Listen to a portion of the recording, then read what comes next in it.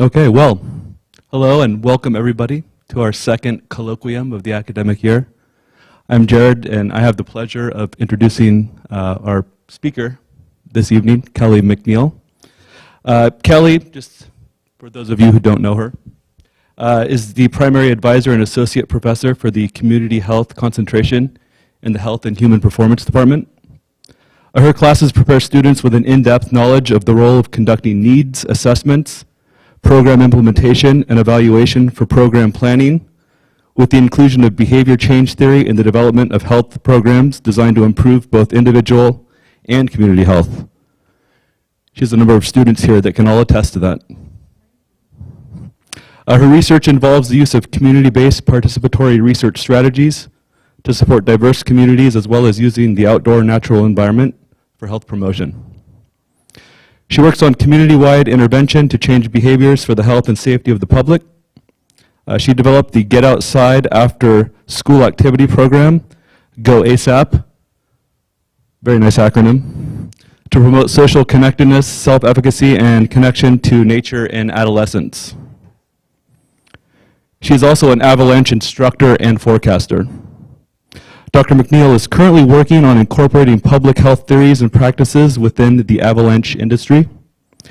She grew up in northeastern Wyoming and loves skiing, snowmobiling, mountain biking, running, rock climbing, mountaineering, hiking, and just about anything else outside that involves physical activity, with her 2 golden retrievers, and last but not least, her husband, Victor. The title of her talk is A Public Health Approach to Avalanche Education. And so without further ado, I turn it over to Kelly. I'll switch my microphone off. Excellent. Well, thank you so much for that introduction. I think you pretty much just gave most of my talk, so I think we're good. Yeah. Yes, again, I'm going to talk a bit about what I did on my sabbatical this last year and how that changed and evolved, as well as the project that I worked on, which was an avalanche approach, or a public health approach to avalanche education.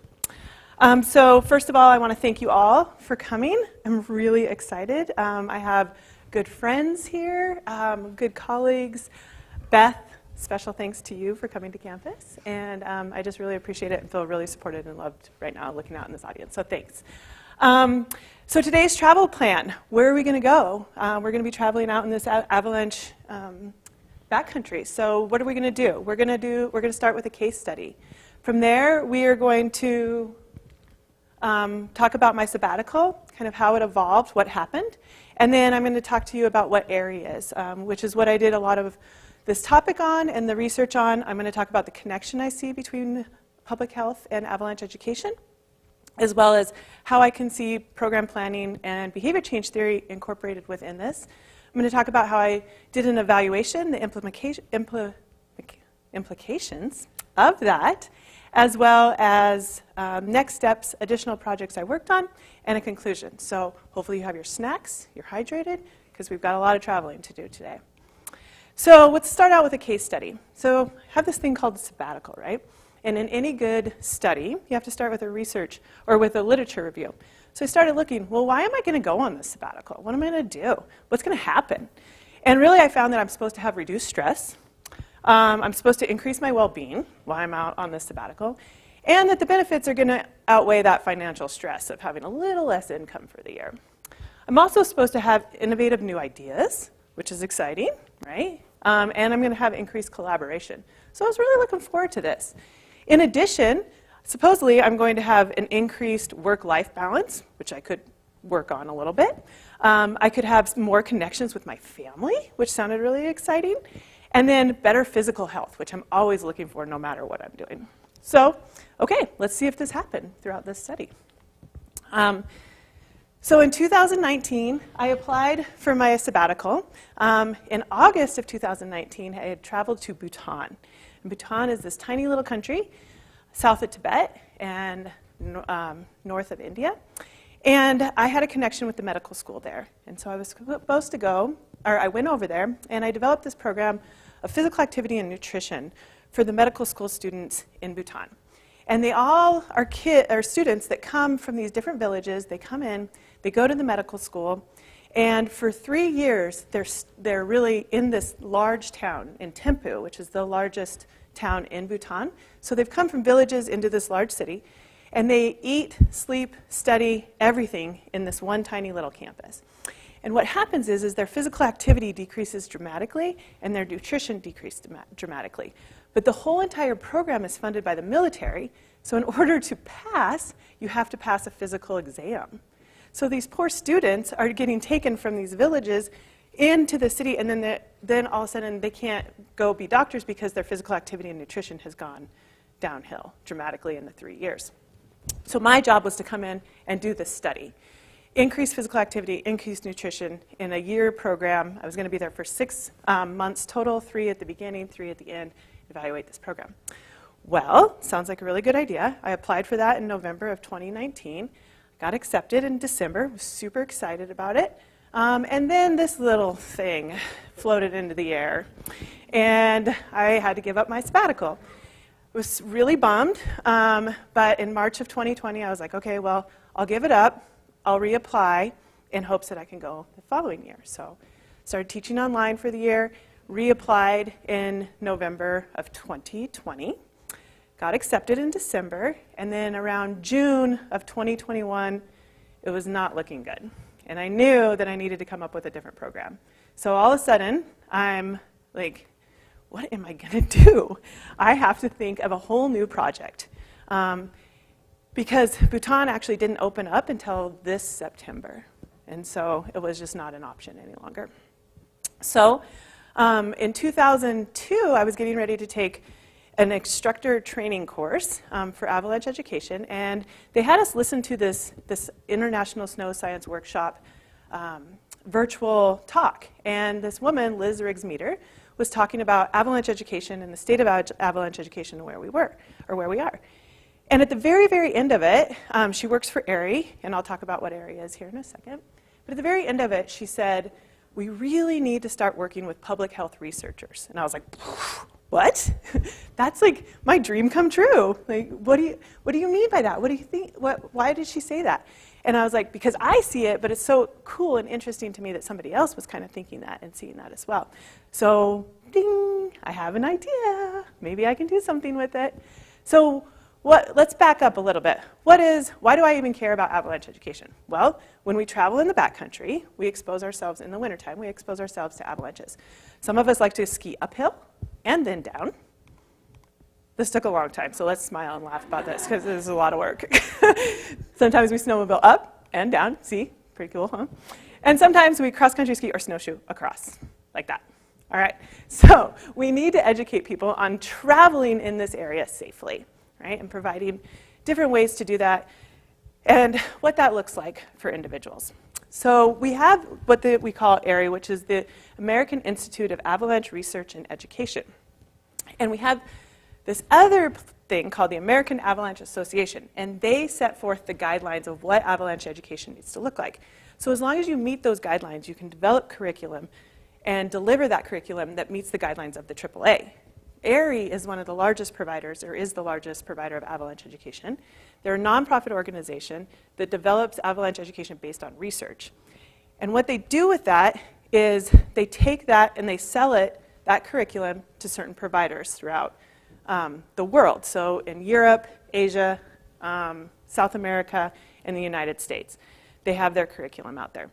Not only do they provide the curriculum, but what makes ARI really special and unique is they also train the instructors. So ARI specifically trains instructors and course leaders to teach this curriculum. The providers hire the instructors and the course leaders, and then the course leaders and instructors teach the students. So right now, ARI has about 112 providers, about 600 course leaders and instructors, and we averaged last night around 15,000, 16,000 students each year that go through their courses. They also have this other thing that we're not concerned about called pro courses. That is not what I'm going to be talking about, but they also teach the professional level courses as well. So what does that look like? Well, we have rec courses and then we have professional courses. And recreation courses are what we call rec level 1, rec level 2, and a rescue course. Then we have professional courses, which is most of the rec courses, as well as a professional level 1 and a professional level 2. So there's a lot going on out there with avalanche education. ARI, so if you see in the blue, that's what the instructors and course leaders teach, and the red is what ARI teaches directly. So kind of getting a landscape of how it all looks and what it all means. So why am I talking about this? What does this matter? Well, I'm a community health researcher, so I look at community-wide interventions. How do I change behaviors on a community-wide level? I want to know how I can develop, implement, and evaluate programs that have the biggest impact on change. And so that's kind of what I do. I do these community interventions usually through physical activity. A lot of you have probably heard of the Go ASAP, which was, I'm going to talk about in a little bit here, but that's a community-wide intervention to try to have an effect on a community. And as already stated, I'm an avalanche forecaster for both motorized and non-motorized courses, as well as a new avalanche forecaster. So I've got kind of an experience in all of these different areas. So really what happened was, after I was thinking about this, every time I was teaching an avalanche course, I thought, this is kind of interesting to me. Like, why are we not using public health, community health, behavior change theories? We're not just trying to provide information. You know, we have to have knowledge to change behaviors, but knowledge doesn't change behaviors in and of itself, right? So we need to work on some other things. We need to think about group dynamics and all these other aspects. And so I kept thinking, well, what if we put public health, like program planning and behavior change theories within avalanche education? What would that look like, and how could we use that? And so that's how this kind of started, looking about these parallels, these connections, this application for this research. So now I'm going to do the teacher thing, and I'm going to give you a ton of definitions. All right? So you might want to get some more coffee, but it's really important, and we have to do it so that we're all on the same page, and I know exactly that, so that you can all understand what my idea is and why I think it's super important. So the first thing is that behavioral science is a subdiscipline of public health. Public health is to promote and protect the health of people and communities where they live, work, and play, right? So really, avalanche education is public health. We're trying to protect the health where people live, work, and play. Behavioral science, or social science, is the study of when and why people engage in specific behaviors. So why are they doing these things?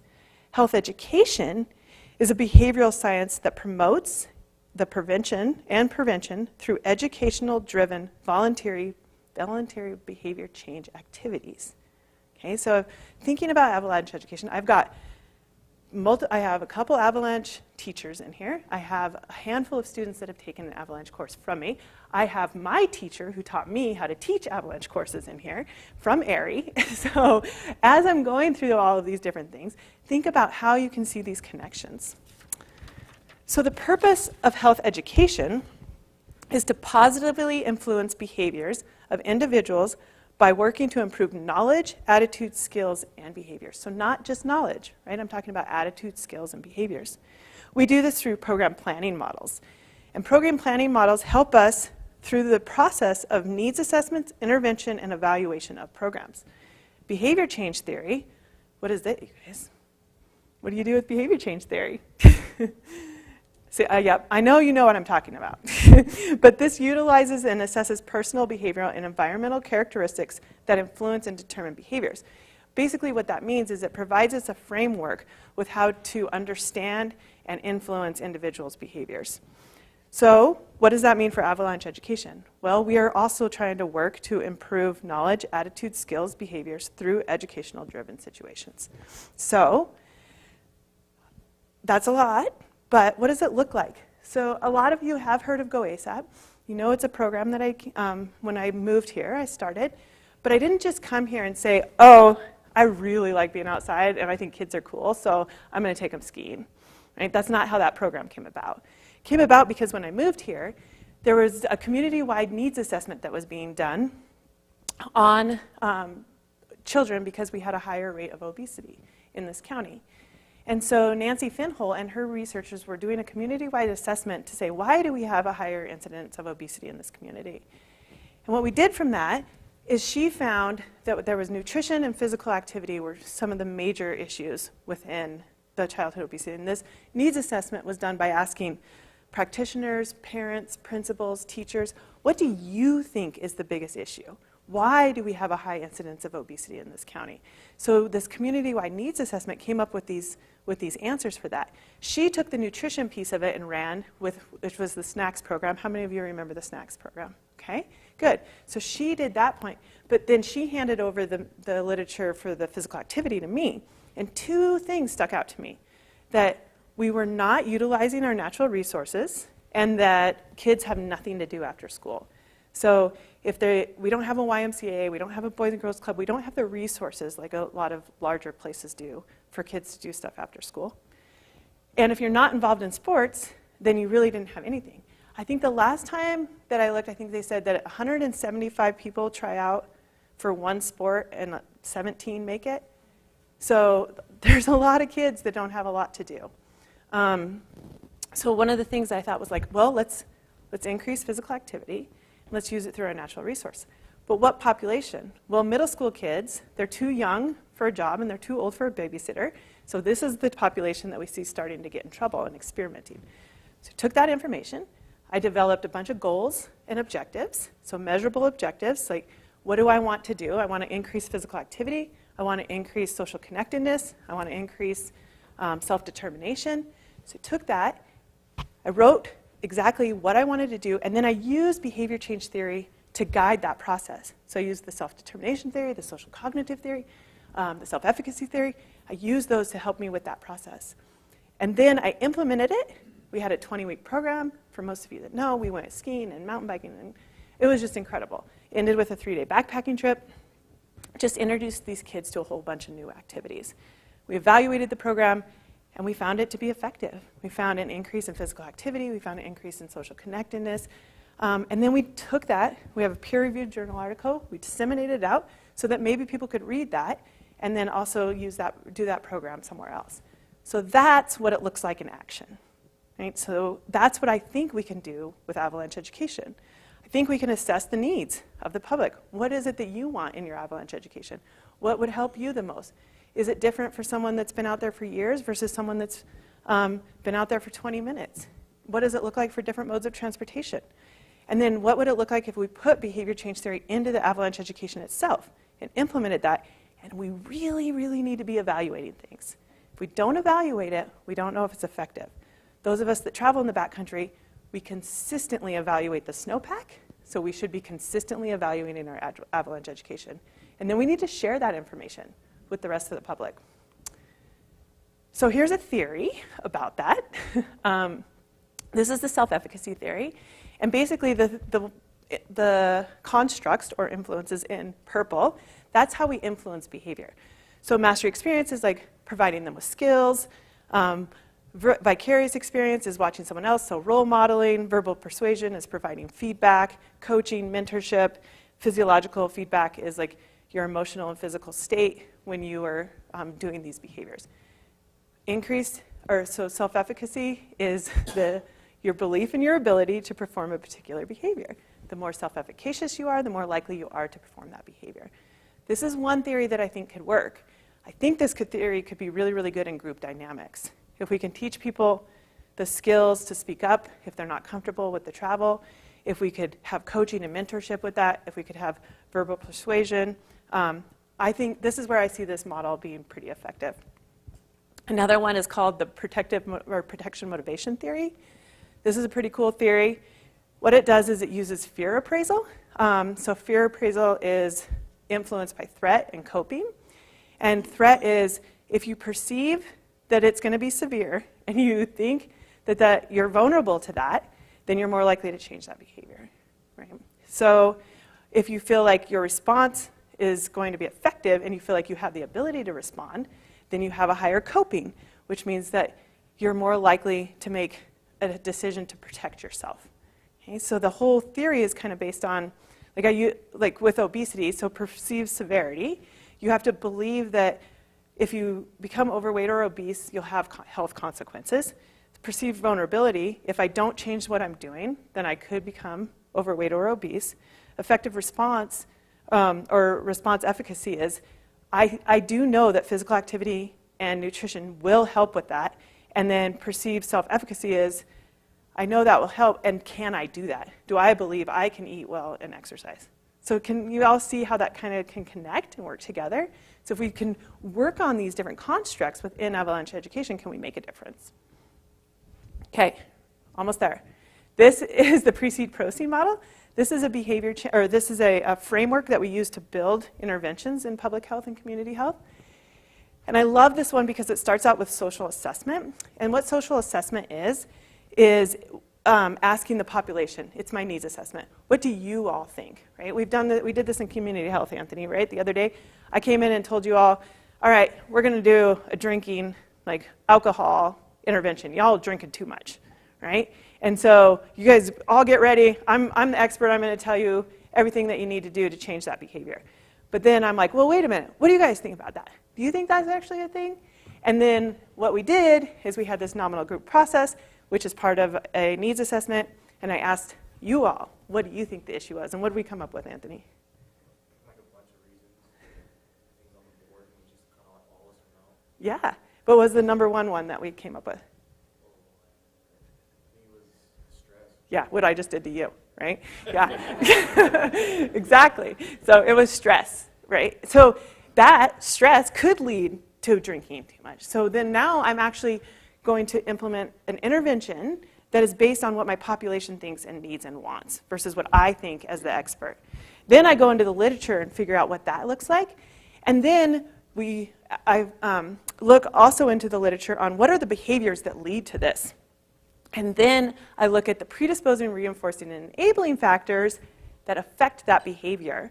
So what are the knowledge, skills, and attitudes? What are the reinforcing factors? And what are the resources that they have, and the enabling factors like social support?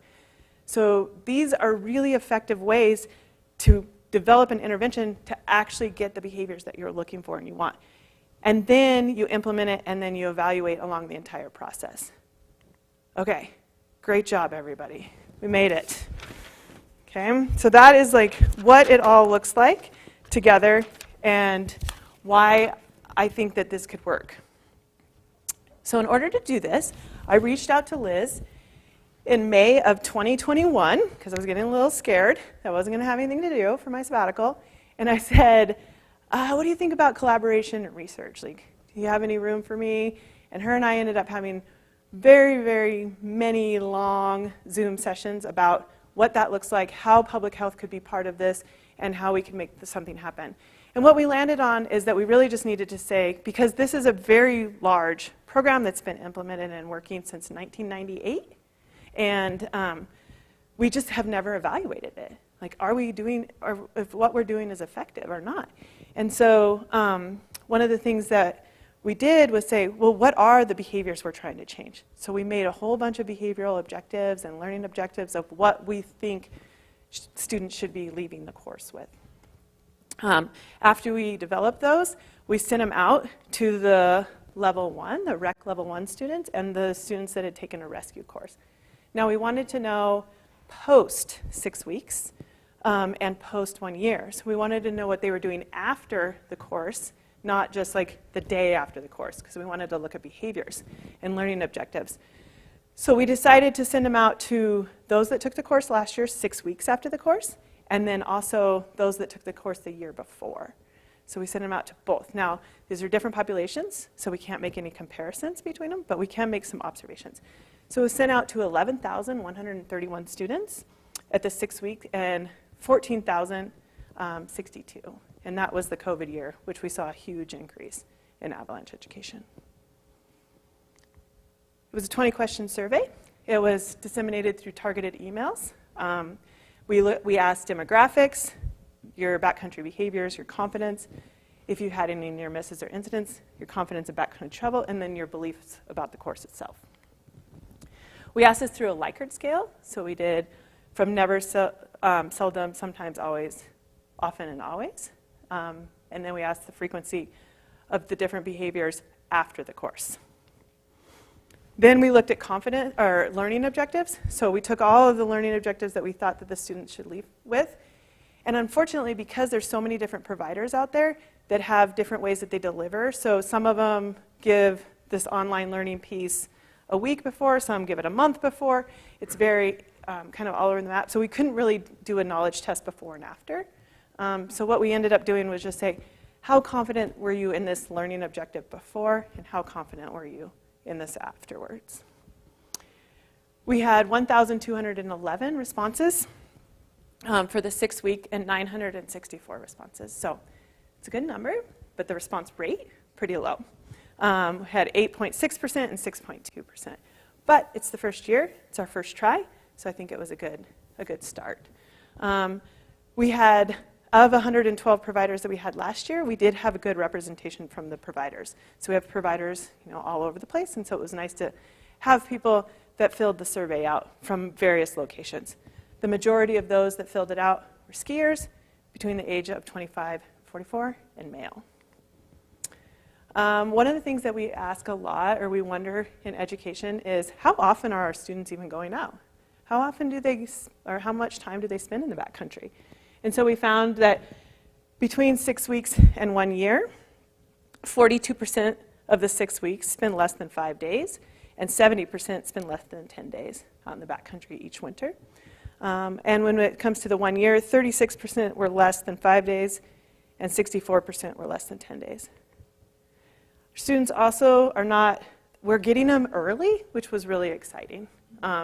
So the majority of the users haven't been traveling for 10 years. They had been traveling for less than 5 winters. So that was good news for us. A lot of them, it was their first winters. 78% were less than 5 winters in the backcountry from both the year and the 6 weeks. And this was just the same. We wanted to know how much you were traveling before and after the course. Pretty much just gives us the same information. The majority of people are less than 10 days in a winter. When it comes to the behavioral findings, one of the things that we wanted to look at was how often, right? So we have that Likert scale. So we had a weighted average, which meant that a 1 means never and a 5 means always. So the higher the number means it's more often that they do it. So these were the 3 that were the highest, and conducting a departure check means that you're checking your transceiver, you're making sure everybody has the gear, you're making sure that the transceiver works in one mode and the other. These are our assumptions because this is the verbiage that we use as instructors, is departure check.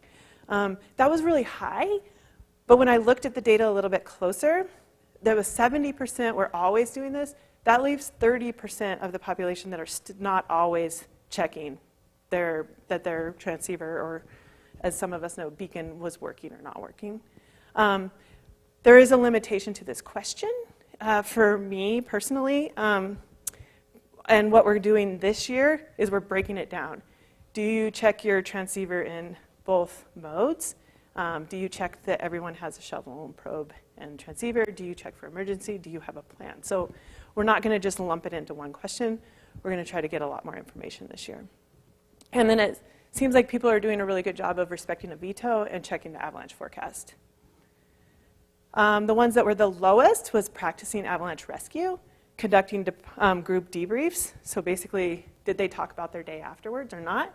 And only 22% were always doing debriefs. So we're missing something as instructors. And then using the field book. Those were the lowest ones that we had. With checking or practicing avalanche rescue, I think this is also a product of the question, because I'm asking, do you always, often, sometimes, never? Well, I don't always practice every time I go out. So we're changing that question as well. And I did look into it a little bit more, and most people are practicing at least 1 to 2 times in the winter. And they're practicing with their partners, with their gear, and then running through scenarios. So that was encouraging. And then when we looked at confidence levels, we saw an increase in confidence levels before and after the course on every single learning objective. But this researcher, Pascal, he's been talking a lot about just because you're confident in something doesn't mean you actually know it, which is so true. So I might really think I know something, but research is showing that I don't, even though I have high confidence in it.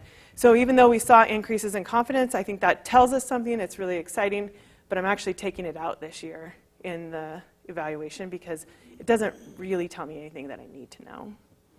And then I think some behaviors that are interesting is I'll continue to practice my skills. This increased my perception that backcountry travel is risky.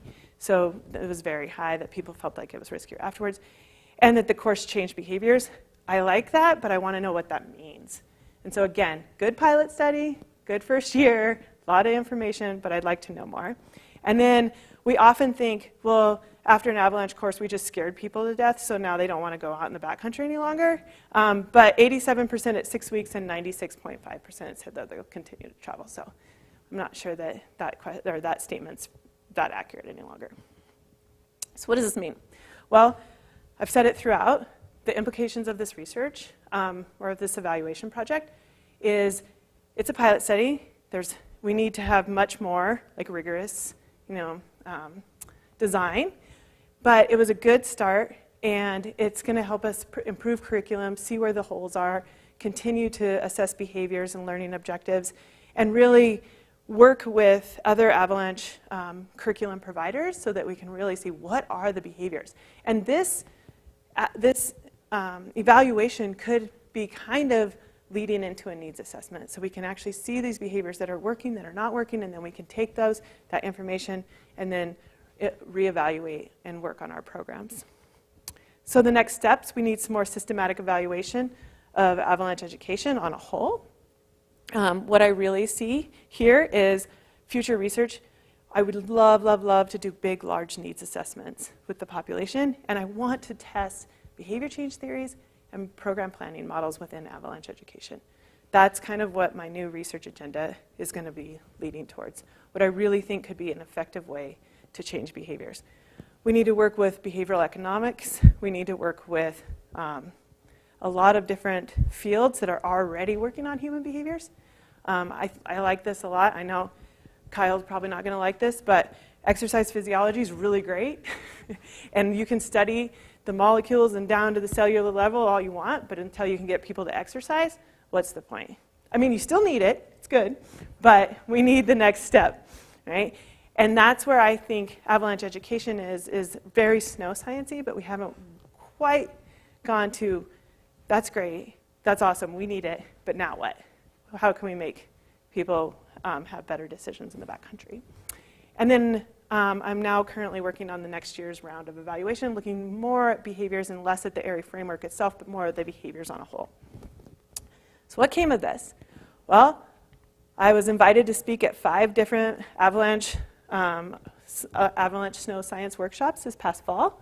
And then I was also invited to be a guest lecturer at Simon Fraser University up in BC and to talk about this framework. The researchers up there are, I would say, leading the world in social science. Would you agree with that, Jeff? With the social science aspect of avalanche risk and management? Yeah, they've got a team that's really dived into a whole bunch of different aspects of it at this point. Yeah. Exactly, and I was invited up there by the lead of their research group because he really, really loves this idea of putting the public health framework to his work and the work that his students are doing. So Pascal Hagley and I have been coordinating and talking, how can we continue this work, move forward, and collaborate. So it's pretty exciting stuff. I also was invited to publish in the Avalanche Review. So my first article was the public health and avalanche industry, what's the connection? And then my next one that's coming out this month is behavioral science, potential applications in avalanche education. I have another one which I just saw that the deadline is this week. It was utilizing health communication and avalanche forecasting. And then my last one will be mental and physical health in avalanche education using public health for that. So this is a review that goes out to most of the leaders in the industry in the United States, and it's put on by the American Avalanche Association. Next project. All right, so what else did I do? Well, there's this research on human factors within avalanche education, and this started around 2002, 2004. Ian McCammon, he went back and looked at a bunch of accidents. He's like, so I really want to know what's happening with these avalanche accidents and what's going on with the human behavior in these avalanche accidents. And he came up with these 6 different human factors or heuristic traps. Heuristic traps are shortcuts that we make as humans in decision making. And the first one that he identified was familiarity. So if I'm familiar with the area, I'm more likely to expose myself because I think I know it better than somebody that's going to a new area. Acceptance means that I just am going to accept what others say in the group because it's like this group dynamic, and maybe I don't feel like I can speak up, so I just want to be accepted in this group, so I'm not going to say anything. Again, these are shortcuts in our decision making. Consistency or commitment means that, oh, I got to go ski this couloir. That's what I set out for today. I don't care what the avalanche conditions are. I'm going to make it happen. I'm going to go to this summit. So I've got this commitment or the consistency that I'm going to go there and I'm going to do those things, despite maybe these other red flags that I'm seeing as I'm traveling. Expert halo means that I'm traveling with somebody that has more education than me, that I'm like, oh, I don't know, but whatever. They know better than I do because they have more experience and they're the expert. And then tracks or social proof. Oh, I wouldn't ski that, but there's a whole bunch of tracks down that thing, so I'm definitely going to go ski that, or I'm definitely going to go ride on that slope because other people did, so it must be fine. And then scarcity is like, got to get the POW, got to get there first. I got to get first tracks, first chair. You make some bad decisions when you need to get that, right? So these are some things that he came up with that he saw as themes throughout accidents in the backcountry. But what's interesting is that was 20 years ago. We teach this in avalanche education, but we never, ever tell anybody what to do about it. So we gave McCammon a call, and this was a quote that he had in the Avalanche Review last month. Just teaching people about their traps isn't enough to keep them from falling into it. My real hope was that somebody would take this research and apply it and do something with it and figure out, great, that's nice, but how do we actually teach it? And how do we get people to address it? So based on that, I'm working with a philosopher out of Norway, a professor out of Finland, and a psychologist out of Whitefish, Montana. So every time I say that, I think of it, I'm like, oh, this sounds like a bad joke. Like the philosopher, the psychologist, and the public health professor walk into a bar. And then they talk about human factors. So what we're going to do is a literature review, and we're going to look at everything. So from avalanche accidents to public health to behavioral economics to other risky behaviors where people are exposing themselves. What are the group dynamics? We're just going to try to find everything that we possibly can in the literature, bring it together. We're going to interview the experts. So we've got tons of experts in the field that we have all lined up to talk to. We're going to talk to people that are developing curriculum, and we're going to talk to instructors to see what they're teaching, why they're teaching it, and how they're teaching it. Our hope is that we're going to take this information, maybe redefine it, see what it actually means, maybe not even call it human factors, and then hopefully long-term plan. We want to do this as well through the International Snow Science Workshop in Bend next week, or next year. But we want to get the experts together there. So we want to make sure that this is ready and set up by that time next year. And then hopefully a dream is that maybe we can contribute to the curriculum with human factors. Next study, because I wasn't doing enough and I was bored, Scott McConnell and I started looking at an impact study of Mira. So we wanted to look at the health and economic impacts of the Mount Emily Recreation Area. We developed the survey with the Blue Mountain Single Track Club, the mayor, Mira Advisory Council, the Mira manager at the time, and we got it approved through everybody, got it approved through IRB, and then we disseminated this survey out to the public from June to August when they shut the trailhead down and asked people about how much money they're spending, how they feel when they're out at Mira, blah, blah, blah, blah, all sorts of fun stuff. I'm not going to give you too much here because Scott and I are hopefully going to actually do the analysis sometime soon and maybe have another colloquium next year, maybe, about this. But we also had an objective measure of counts. So if you had to guess, Owsley Trailhead, y'all not allowed to guess, but know the answer. How many cars do you think go to Owsley Trailhead in 1 week? And that's just one car. So if it goes twice, it doesn't get counted in that day. Take a wild guess. 500. Jamie has 500. Anybody? I'm going to do my Wyoming auctioneer. 500. Yeah. Anybody else? 40? Okay. 540. We got a big spread. Anyone know what what's it? Okay, good. It's 620, around 600, over 600 cars a week that are going up to the Owsley Trailhead. And that's based on a game cam. And then we like, what's that? That's not just Ed. It's not just Ed. No, we counted Ed every day, but yeah.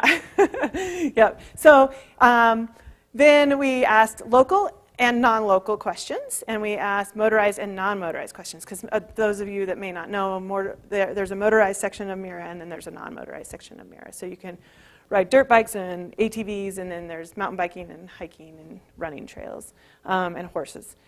So we put these out in a ton of different locations. We got 680 responses. So again, pilot steady-ish. We think we can do better next year. We probably need to be up at the trailhead itself. But I'm going to just run through, like, obviously I've done no analysis. I just copied and pasted from Google Forms. But I wanted to just give you a little bit of a teaser of what is to come. The majority of people are local, non-motorized that answered the question, and that people really like Mira for family activities.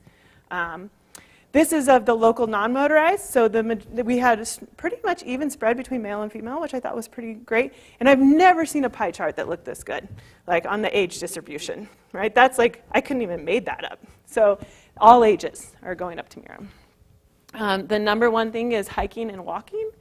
And then biking is second, trail running is third. And then we had, I don't know, many other things that are done up there. And then I thought it was really cool. The majority, 70%, are spending 1 to 2 hours, or 3 to 4. So people are up there for a while. It's a commitment, and it's pretty incredible to see. And they're going up there quite often, between 1 and 5 times a week, the majority of the people that were up there. They go up there for recreation, exercise, mental health. This was my favorite question. Again, it's just a pre-post on how people are feeling, but I think it's really cool. Before you walked on the trails, extremely stressed, very stressed, or mildly stressed, and then after, mild, low, and no. So it's kind of fun to see that people's stress level, self-reported stress level, but what does it matter? It's how they feel, decreased dramatically, so it's pretty neat. And then why are you using it or spending time helps you with mental health, physical health, sense of well-being, and stress and anxiety. So incredible resource for our community and for anyone that goes up there. What else did I do? Oh, well, good question. I was on the board for Blue Mountain Single Track Club. I'm now on the Anthony Lakes board. I'm on a committee with the International Science Workshop for Deafin Night. It celebrates women in the avalanche industry because women are an underrepresented population in that industry. I am a host on the Avalanche Hour podcast. I took my Pro Level 2. My instructor is right there, Jeff. And then I became an avalanche forecaster in the last year. I also took part in a women's mentorship program, so trying to help women within the industry set goals and objectives to make it so they could feel more comfortable or break into this industry and have some support from someone else that's done it. I did some other things. I went mountain biking, I went snowmobiling, I hung out with my family, I went fishing, I went trail running, I went to South America. I went on some road trips, I taught some avalanche courses, I hung out with my dogs, I went mountain biking with some gnomes. That was pretty fun. So I had a good time. So really, what's the conclusion? Well, I think for a sabbatical where I had a whole different project that was very research-based, I think that I did a pretty good job coming up with something else last minute. So having to make a shift and a switch that quickly, I know it's not rigorous research, but I think it's important, I think it's impactful, and I think it can make a difference. I think it's set this whole agenda forward now with all these new connections that I have through all these workshops that I talked at. I think that there's something here, and I think it could be really valuable. And I also think what's really, really cool about this degree in program planning and behavior change theory is that it shows how you can use it in so many different areas. It's not just one thing, right? It's so applicable. These skills can be so transferable. This is my 4th colloquium since I've been here in 5 years, and every single one of them has been about using behavior change theory and program planning, from family child care homes to Go ASAP to mountaineering to this. So it's kind of fun.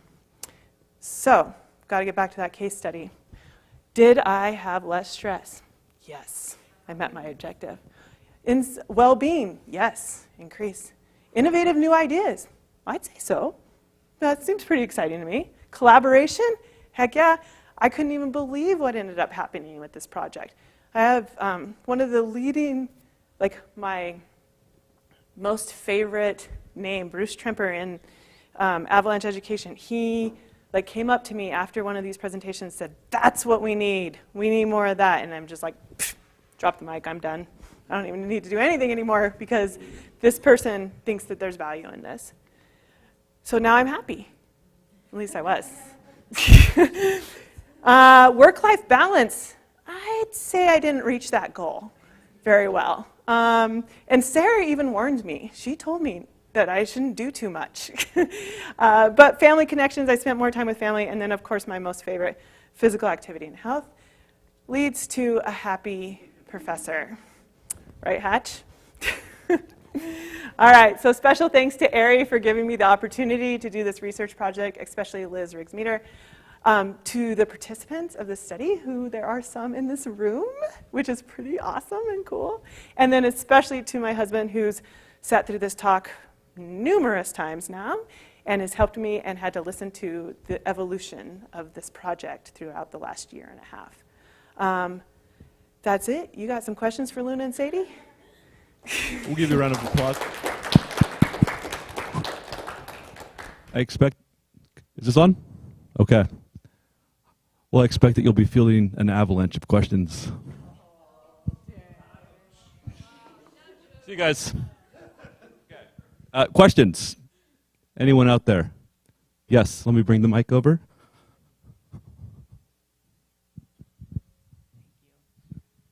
So, of course, I'm going to ask about your literature review. Is there a body of literature having to do with avalanche education, or is it more interdisciplinary, like you're looking in the psychology literature and social science literature and industry publications having to do with snow science and avalanche education? Your second one. There is literature about avalanche education. It's not, so avalanche education is based on decision-making framework right now, or at least the curriculum that I'm familiar with, right? So we are providing a framework for how to make decisions. And I think it's valuable and I think it's really great. One of the things that I think about a framework, and the research has been kind of done on decision-making and framework, usage of framework in decision-making.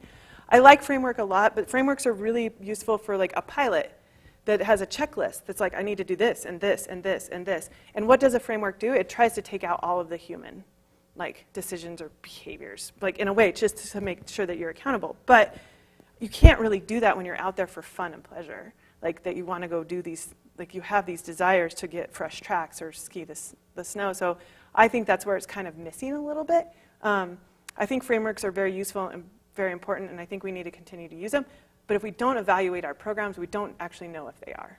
And so that's where the literature, I think, is missing, and that we need more. So we're looking at more holistic approaches in other areas besides just avalanche education.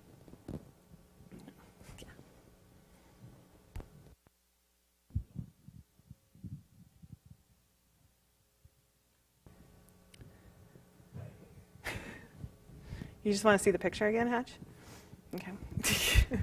So in your ARI research, did you tease out anything specifically between motorized and non-motorized? Anything that caught you as far as like differences in the way they I guess just anything that might have caught your eye as far as just difference between like how the motorized community was after their courses versus non-motorized?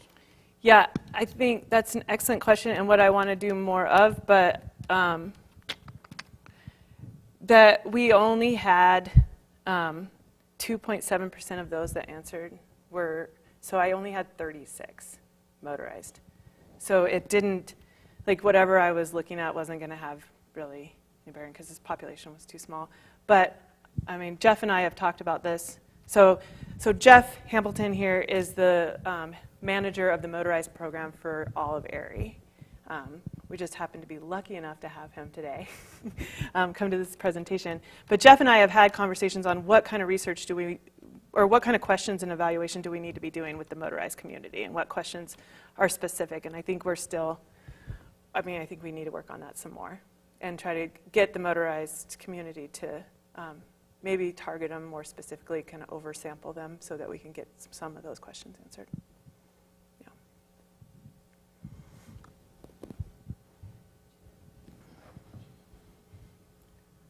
Great job, Callie. Thanks. So I may have missed this. So in terms of understanding the extent of the issue, are we missing a lot of avalanche events that don't end in fatalities to sort of understand how, like close calls and those types of things? Like, how do you get a good idea of the, because whenever I've seen information about the dangers of this, it's always related to death, but it's not, and of course I'm only seeing like headlines and things like that. So how is the rate of avalanche tracked? Yeah. Yeah, unfortunately, you have to go and report it. So it's like we don't. I think that's one of the things with. I had a colleague say, or not a colleague, a friend that was like, "Well, is this really a public health issue? There's only 37 people last year and 17 people last year and 37 the year before that died in avalanches." It's like, well, how many people are injured in avalanches? You can't answer that because this is something that people sometimes just don't want to talk about or don't want to report or don't want to say. So like, we don't really have any, we only have fatality data. And beyond that, we really don't have anything else unless, there are certain avalanche centers that are doing a really good job. Like I think the Utah Avalanche Center does a really good job of like people going and talking about their avalanches, or they're reporting it, or then they can go look at it. But in general, we don't really have a database like we do with the CAIC for fatalities.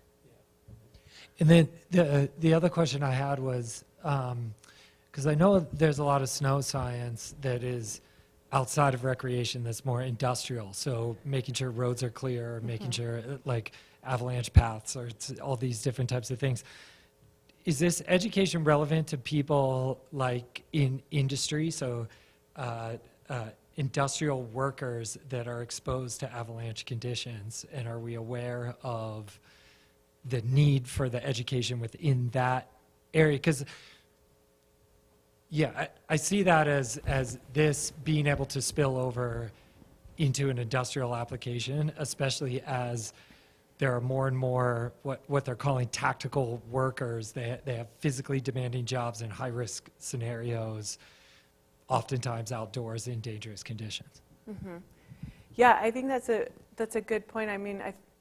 My initial response, though, is that there's a big difference between recreation and then like your job, or exposing yourself. And so I think there's a lot more like policies and procedures on where, when, where, and why based on the conditions, like through forecasting. Whereas and then you're told you can go or not go, or you're going to shut the road down or you're not going to shut the road down. Versus with recreationists, that you have an avalanche forecast that can give you a recommendation or an idea, but you're not being told what you can and can't do. So it's really interesting because you almost have like a natural control condition then. So like if you compare known rates of recreational people out on their own, and you're trying to understand their process versus like a heli ski operation where it's very, very controlled, they're always going to err on the conservative side. It's almost like you have two different potentially sides of for comparison. Yeah, I think with heli skiing, though, I think that I wouldn't put that in like road closures or like travel. Yeah, that's a mechanized. I'm thinking about beyond. Yeah. Just the like people just recreating on their own, but like participating in, because you don't. Yeah, I think that's interesting. Okay, but that's a decision from our guide, which has other policies and procedures, but exactly. which still has human factors and desires and money, and so there's other factors in that as well to influence those decisions. But Jeff, would you mind sharing your shark analogy for me really quick for the group? Because this was like. Jeff? So I was doing a little planning for a presentation earlier this fall, and I wanted to make a point, and it dawned on me to look at a different sort of natural hazard to sort of compare. And I don't know why, but I looked at shark accidents. And I started looking at the data for shark accidents. And in the U.S., there is one shark attack fatality every 1 to 2 years. And the response from a public health standpoint of sighting a shark on the beach is to close the beach and eliminate the exposure. And I was thinking about how that looks when we put out an avalanche warning. We don't close the mountains. We don't put a sign up that says you can't go here. We infer that that warning is enough for the people to be able to make judgment. And that was, I think, the striking difference in the situation for me and the point I wanted to make to that population that I was talking about. Yeah, and that helped me too, because I think that that is why the human behavior piece of it is important. So, yeah, thanks, Jeff. We need a JAWS. Yeah. Yeah, it's called a persistent deep, it's a deep slab. That is JAWS in my mind. Are the people that are ignoring do we know if the people that are ignoring that forecast and that warning are more or less experienced on the, because one of my, and again, this is anecdotal, but one of the things you often read is that there was this avalanche, it was a fatality, and it's really surprising because these are very experienced backcountry skiers. And you never say this is I mean, you do hear sometimes this is the first time they went out, but there's usually an increased level of risk and risky behavior, and just the sheer fact that you've spent more days in a dynamic environment. So it's kind of, it'd be interesting to know who is actually ignoring the warning. I don't think it comes down to ignoring the warning so much as understanding how to interpret that. Margins. Understanding whether that those people are ignoring the warning or if their application of judgment is the problem. And I think that's an interesting question that it probably starts to tease into the idea of what we're talking about here. Is education applicable? Is the skills that we're giving the students applicable? And to what rate they're doing that? I felt like in the motorized program, one of the challenges I had to do was to translate a curriculum in the sense that was written for human-powered participants and adjust that curriculum, adjust that message to the speed and rate at which somebody on a snowmobile encounters the mountains. And that was the first significant challenge I had with trying to wrestle with that curriculum beyond teaching it. That's why Jeff's one of my mentors.